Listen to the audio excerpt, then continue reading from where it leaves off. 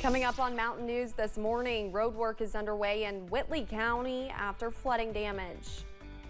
And for some flood survivors, it is not too late to enter for a home buyout program. Dedicated to Eastern and Southern Kentucky, this is WYMT Mountain News this morning.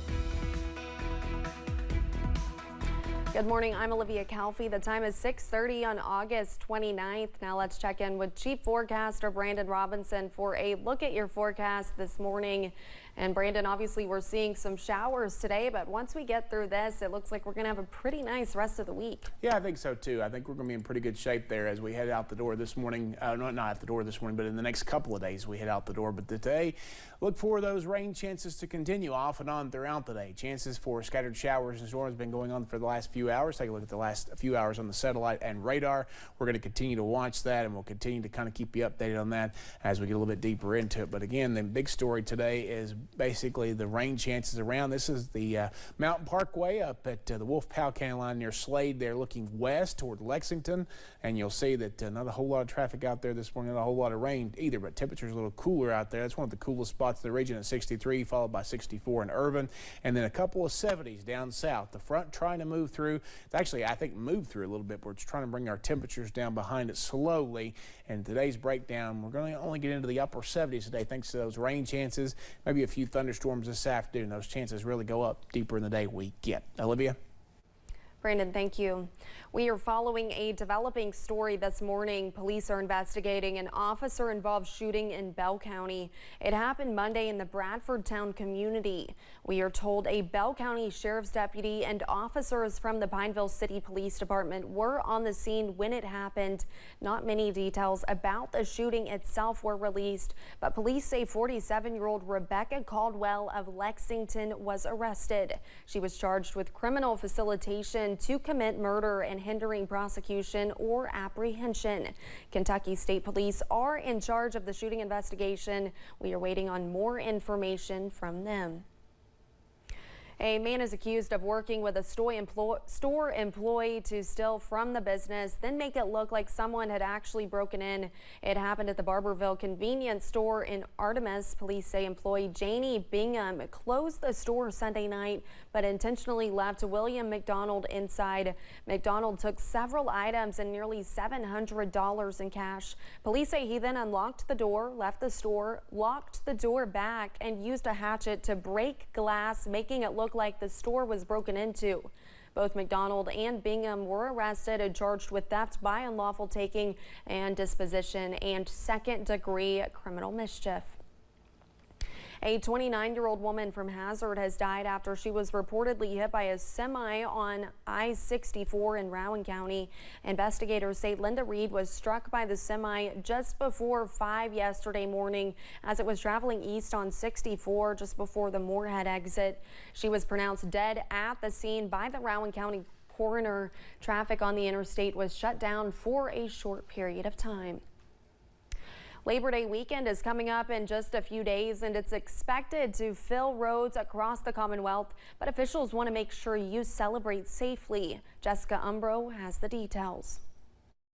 We always say if you're going to drive, please don't drink, and if you're going to drink, do not drive. It's never safe to drink and drive, and with the Labor Day weekend, the risk is even higher. Whenever we have these long weekends, it becomes even more of a serious problem because people are having get-togethers, and a lot of times alcohol is involved. According to Kentucky State Police, on Labor Day weekend in 2022, there were 76 crashes involving alcohol, resulting in 44 injuries and 1 death. Hawkins says if you're planning to drink, have a plan in place, such as booking an Uber or Lyft or having a designated driver. Please have a plan in place. The best time to make that plan is before you're at the party. While it's important to keep yourself safe while you're behind the wheel, Hawkins wants to remind drivers that it's important to keep other drivers safe as well, in addition to people who are working the roads that day, including first responders and other roadside assistance workers. Not everybody has the holiday off. A lot of people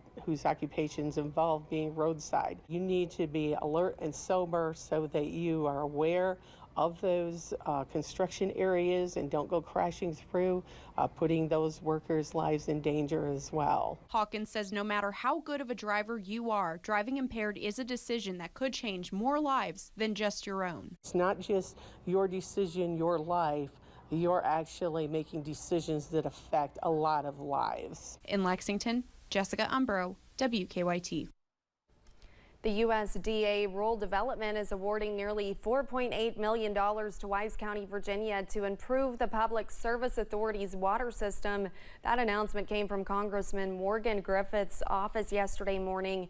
The investment includes the replacement of more than 29,000 feet of water line and the installation of 12 gate valves. Road construction is back underway in Whitley County. The county is working on 8 projects involving repairs to roads that were damaged during recent floods. After repairing the worst section of Dow Road, construction workers began working on the 2 sides of that road yesterday. The projects have been going on for about a year, and project director Amber Owens says it's encouraging to see progress being made. I mean, several of these roads are because of the flooding and just normal wear and tear, are in pretty bad condition. And so I'm sure that this will make a lot of people in those neighborhoods very happy to see that the projects are finally moving forward. Owens expects the Dow Road repair projects to be completed within the next month. The Kentucky Blood Center is having a blood drive every day of the week, and they kicked off day 1 yesterday. One phlebotomist says each donation they receive can save up to 3 lives. Summertime is in the middle of a trauma season, and donations are needed now more than ever to accommodate for blood lost in different situations. The KBC Bloodmobile will be making a stop here in Hazard at 242 Village Lane on Thursday, September 7th from noon to 4 p.m. A Clark County family says their infant daughter is in need of a life-saving liver transplant. At just 5 days old, the baby started showing signs of an issue. 2 weeks after her birth, Evelyn was diagnosed with biliary atresia. Bile can back up into the liver of babies whose ducts are damaged or non-existent. This can turn into cirrhosis or end-stage liver failure. Evelyn was added to the transplant list last month and has been at Cincinnati Children's Hospital since May. Right now we're trying to do everything we can to just give her the best support and medical care and things that we can to keep her healthy. Nicole Markham says it has been a lot to manage since she is having to deal with other expenses as well as taking care of her other daughter, who is 4 years old. However, they say they are thankful for continued support. The next step is to get Evelyn better and to move her out of hospital care. And it is not too late for flood victims to participate in a home buyout program. The Natural Resources Conservation Service Emergency Watershed Protection Home Buyout Program is still underway. The sign-up was extended until September 30th. This is for anyone in Breathitt, Perry, Knott, and Letcher counties with first-floor impacts from the July 2022 flood. You can always reach out to the Perry County Conservation District office to get more information and make application no matter which one of the 4 counties that you're in. Any questions that you have, we will address, and we want you to put in an application to see if you qualify so we can help you to get to safer ground within one of the 4 counties or someplace else you may wish to live. You can learn more about the program on our website at WYMT.com. COVID cases are climbing in many counties. The Lexington-Fayette County Health Department says last week there were 264 lab-confirmed cases of COVID. At the start of the month, there were 106. COVID, along with other illnesses, forced some school districts to be closed at some point last week, such as Lee County, Magoffin County, and Jenkins Independent. Now many local officials are looking at how they can prevent more outbreaks. First and foremost, the most effective way to decrease the transmission of disease is to wash your hands. Secondly, if you do not feel well, stay home. Whether it is COVID, RSV, or the flu, officials say it is important to stay up to date on the spread of illnesses in your area.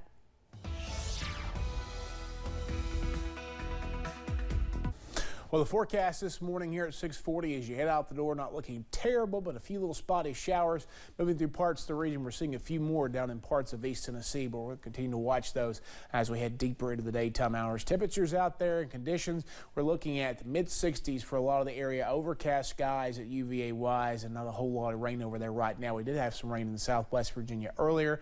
Temperatures, again, low 70s down south.